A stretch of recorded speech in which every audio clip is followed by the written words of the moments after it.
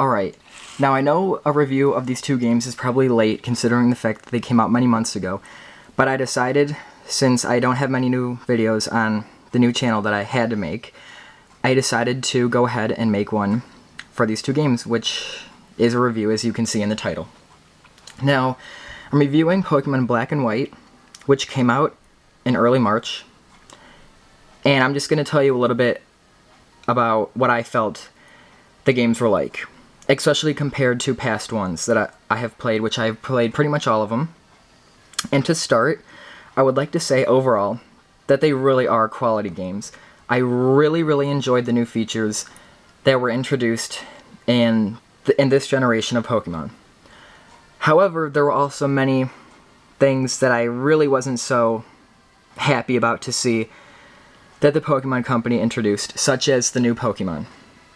Now, the Pokemon introduced can really give you an idea that either the company is kind of running out of ideas for Pokemon, or they really didn't try their best at coming up with new ideas. Because personally, I know at the top of my head I can come up with many great ideas, which means that, you know, they're either not trying their best, which I know they probably are, but I really felt that the Pokemon really could have done a lot better, especially with the legendaries.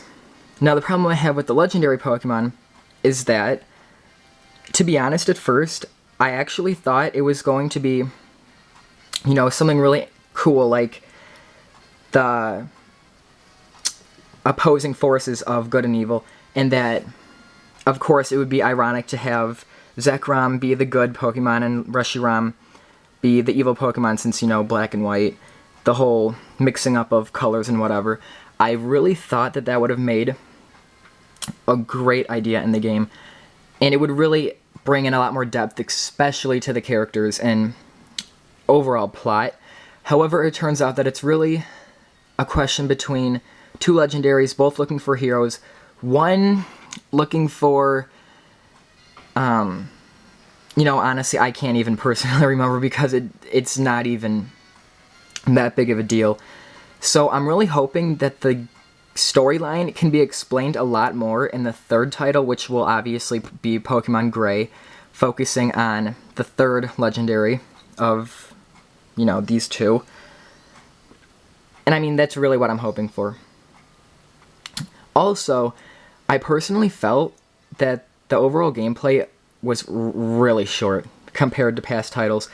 Other than beating gyms, going to the Elite Four and beating them, not much more to that. There was not much more to the games. I really felt that there was not much to do other than train your Pokemon and go beat the gyms. And even though these are only the first two among the three that'll be out, you know, considering that the third will be the improved, compared to Diamond and Pearl and Ruby and Sapphire, which also were the first two games introduced in each generation, these really were lacking, considering the amount of Pokemon you can have. You know, obviously the whole thing about the bland Pokemon, not much diversity. Even though there really were a lot of Pokemon introduced, I still felt like I could beat this game, if I wanted to, in a week, which is pretty quick for a Pokemon game. Other than that, I'll move on to the things that I was really excited to see. I really think, first of all, the new battle scene is really interesting. And other than the fact that your Pokemon is extremely blown up and pixelated in battle, I still think the whole new idea is very much improved upon, and I feel it's a lot more innovated than past games when you could only see, you know, half of the Pokemon on the screen, or your Pokemon. And I mean, that whole new feature I think is really interesting, as well as graphics as a whole. I mean, obviously, as each generation goes by, the graphics are obviously going to be improved because it kind of goes from system to system every once in a while. And I really think the graphics also, like I said, added a lot more feel to the game. Along with that, I also think that the kind of story behind the characters is also very interesting. Meaning that in past games you would have your rival, and I think in this game your rivals and you know, a few more, not major characters, but just characters in general also have a lot more character or story in them as well. However, that does not apply to the gym leaders, which is another one of my disappointments. I feel that the Pokemon types used in the gyms, as well as the Elite Four, are, I guess you could say, cliche and already used. I mean, I'm not going to go into deep detail since you probably already know, but many of the types used in these gyms and in this Elite Four were the same exact ones or completely matched to the ones used in the past generation and a few other generations of Pokemon. And of course, since there's only 17 types, there's only so much variety that you can have in each game.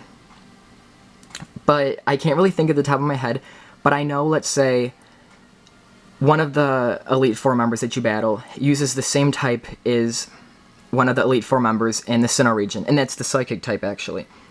As well as, you know, as well as some types that matched up with, like, gym leaders with past generations as well. But whatever. I personally think that the types could have been thought out a little more precisely, you know, when considering which ones have been overly used. But I mean, I'm just going on. And I think that compared to past games, out of the 5 different generations and regions of Pokemon, I want to say this is third on my list. So that's not bad, but that's definitely not good. I thought these games could have been done so much better. And I mean, I enjoyed the game. I still do enjoy playing the game over and over again. But I do find it very disappointing when compared to the other Pokemon games. Now, I'll tell you my list of favorite generations in order. So, number 5 being my least favorite would be the Johto region. Even with the remakes, you know, I couldn't find that much enjoyment out of it. I do not like the Pokemon introduced in that game at all. I don't like the way the region is laid out, and I do not like the characters at all. So that's pretty much everything about the game. Second on bottom, which would be number 4, is the Kanto region. Now, I know these two are the original regions, but the fact that generations grow and are improved upon, it should be obvious that the newer ones are going to be made better, because that's what the Pokemon Company is looking to do, make the new generations better, and that's why the older ones are lower on my list. And I mean, it's just as simple as that. It's not because I'm not one of the original 1990s players, it's just because the newer generations are improved upon, and regions are improved upon compared to older ones. But I mean, I did enjoy the Kanto region, it's just not my favorite out of all.